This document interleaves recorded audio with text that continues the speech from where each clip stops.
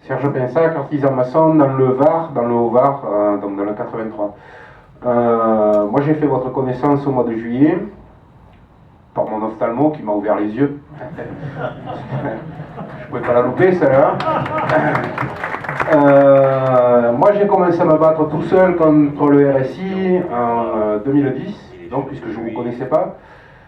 J'ai gagné, donc ils me réclamaient des sommes que je ne leur devais pas, que j'estimais ne pas leur devoir. Je leur ai envoyé, moi, un huissier, après avoir reçu le leur 3 ou 4 fois. Donc là, ils ont bougé. Malheureusement, le RSI qui bouge, ça me fait un peu penser à un type qui tombe dans le Rhône, qui ne sait pas nager. Il remue les bras et au bout d'un moment, il finit par couler.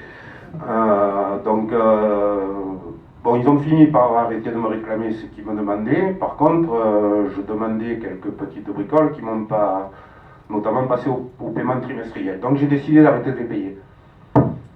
Et donc depuis 2012, j'ai plus rien payé du tout.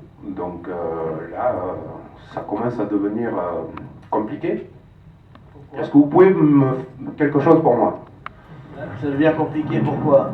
Parce que il vous envoie quelque chose, il vous envoie une contrainte. C'est-à-dire que Gérard, c'est le clerc de l'huissier, parce qu'on commence à se connaître. Oui. Et que dit son cousin alors? Que je dois de l'argent et que, bon, alors, saisie attribution, blocage des comptes.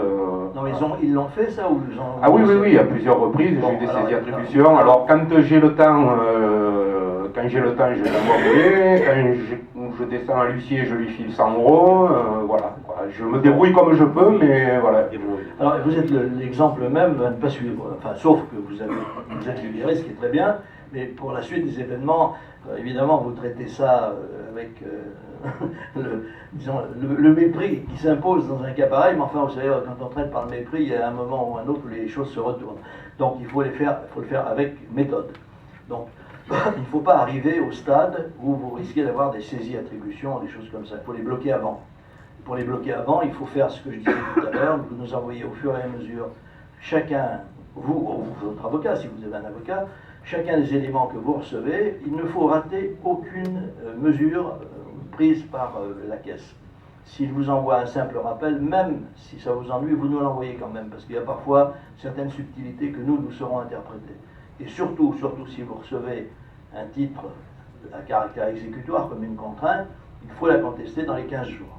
Donc ne vous mettez pas dans la situation de ne plus pouvoir rien faire. Mais maintenant, nous en sommes au stade où même nous arrivons à obtenir d'excellents résultats avec les gens qui ont des contraintes et des jugements contre eux, parce que nous mettons en cause la capacité juridique du RSI ou de l'URSSAF, qui sont des mutuelles, qui ne sont pas déclarées au registre des mutuelles, qui n'ont donc pas qualité à agir. Et c'est là que l'huissier a un problème, parce que l'huissier, c'est quelqu'un qui ne peut pas s'abriter uniquement derrière le papier qu'on lui donne à distribuer. Il doit quand même vérifier ce qu'il donne. Car prenez l'exemple de quelqu'un un peu fou qui déciderait d'envoyer des menaces de mort à quelqu'un qu'il n'aime pas. Et pour que ces menaces soient prises au sérieux, il les ferait délivrer par huissier. Supposition. L'huissier recevant ce courrier commencerait par dire: mais vous êtes fou, vous voyez moi aller délivrer des menaces de mort. Mais vous délivrez bien des contraintes d'un organisme qui n'existe pas.